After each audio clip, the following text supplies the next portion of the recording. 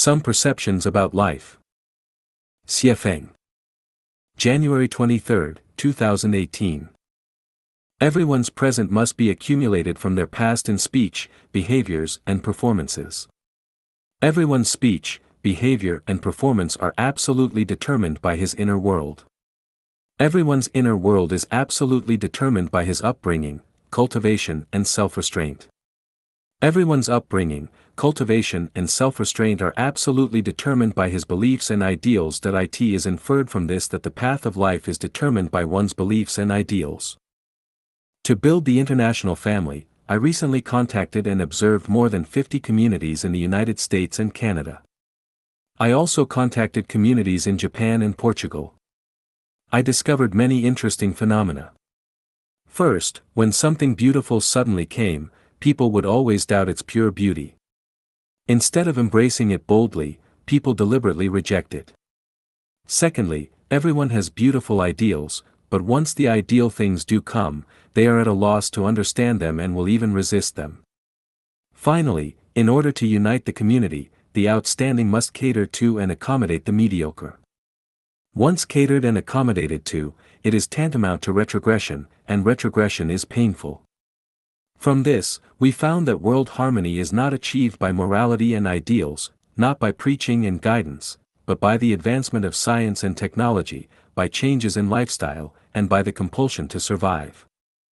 To follow the trend, I recently created my own Facebook account and discovered a new world, that is, I can establish connections with people all over the world while sitting in front of my computer.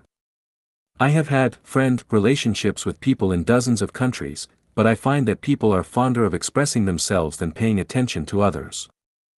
Not long ago, I got in touch with some classmates whom I had lost touch with over 30 years ago. Oh, I was so happy. I hurriedly shared my decades of experience and insights with everyone. The result was that there were very few responses. It was like throwing a stone in a lake that could not splash any water. It gave me the feeling that this generation, born in the 1950s and 1960s, has been swallowed up by the secular world. Except for enjoying their later life, actually waiting for death, this generation has no more enthusiasm and passion for life. They will not make any special contributions to the civilizational sublimation of this world. If they make any contribution, it is nothing more than sticking to tradition, restoring old ways, and attacking new ideas. I pay close attention to the natural changes in the world every day and find that no place on the earth is absolutely safe.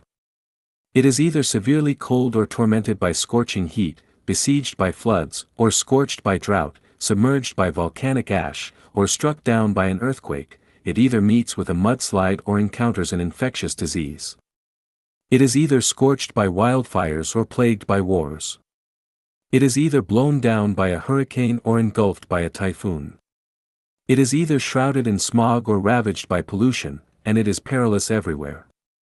Disasters will befall from time to time. I keep a constant eye on the changes in social ecology, and I found that none of the so many presidents and political elites around the world can come up with a path or plan for the development of human society that the people all over the world will agree with. From this I feel that truly creative wisdom does not come from the brains of heads of state, but from the people. Civil society is the greatest hope for the rise of human civilization. Human beings have been living on the earth for 5,000 years, and the ideal production and life mode of humans has not yet been born on the earth. If there is an ideal life mode, it is the new oasis for life mode created by Lifechanyuan, that is, the Xiefeng-style communism model. Where do people live the happiest? I lived in Binka, the most remote area of Zimbabwe, for a period of time. I lived in the most primitive place on Santo Island in Vanuatu in the South Pacific for a period of time. I lived in the prosperous city of Shenzhen of China for a period of time, and lived in the highly developed city of Vancouver, Canada for a period of time. The conclusion is that happiness has little to do with the place where you live but has much to do with the pressures of life.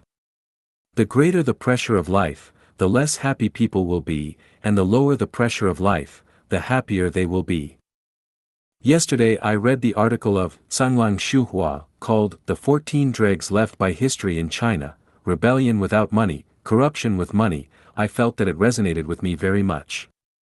The 14 dregs are: regional awareness, anti-foreign sentiment, fighting among their own, obedience, shamelessly touting, all talk and no action, no tradition of peacefully changing regimes, handling affairs by relying on interpersonal relationships and blood relationships, worshipping the official ranks, fame, position and glorifying the ancestors, paying no attention to science, treating people who criticize themselves as enemies.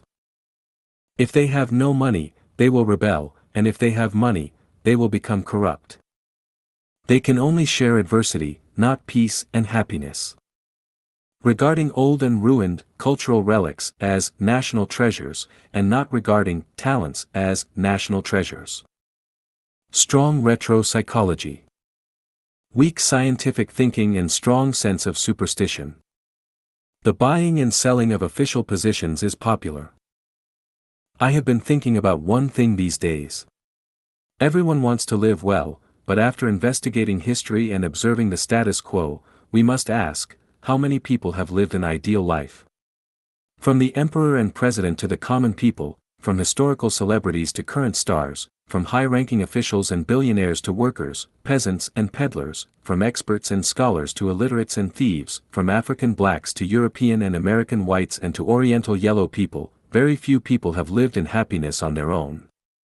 The current human race has a history of nearly 5,000 years, but most people have not lived an ideal life. What is the problem? After observation, I came to the following conclusions. Everyone does not know what kind of life they need, they are just drifting around. People are struggling with selfish desires, but they do not know that the more selfish they become, the more miserable their lives will be. People cannot let go of failures and frustrations, and they do things with resentment, which makes their situation worse. People want to live a good life by getting married and starting a family, but fall into a trap, which is counterproductive for them. The best inexhaustible resource for mankind is sex. Everyone yearns for a good sex life. However, mankind treats sexual resources as rubbish and waste in a moral, ethical, religious, and customary way. Reap what you have sown is an unbreakable truth, but what are people growing? Every day people are planting jealousy, complaints, anger, rage, hatred, condemnation, attacks, suppression, insults, fraud, lies, ridicule, irony, sarcasm, nitpicking, theft, corruption, luxury, waste, pollution, competition, killing, entrapping, cheating, abduction, deception, superstition, dishonesty, counterfeiting, etc. Can you have a good life by planting so many of these bad seeds? Internal factors are the basis for a good life, and external factors are the conditions for a good life, but people do the opposite. They do not work hard on their own roots but are eager to achieve success in ever-changing conditions. Of course, they will never live a good life. They are either too impulsive or with insufficient reason, or negative, passive, and lazy. How can they have a good life? There are two ways of living that are not worth promoting and imitating. One is the life of pigs, and the other is the life of the dead.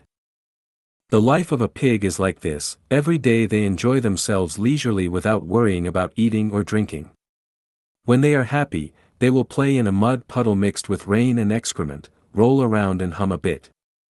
If they do not want to play anymore, they will lie down on the ground and sleep and feel that they are the happiest in the world.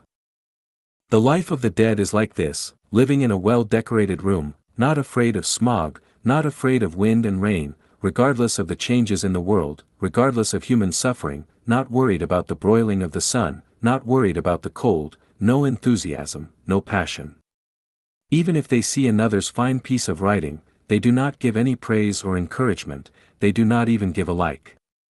They are just like the walking dead. They think that they have become immortal or like Buddha. In fact they are just rotten and their attitude stinks.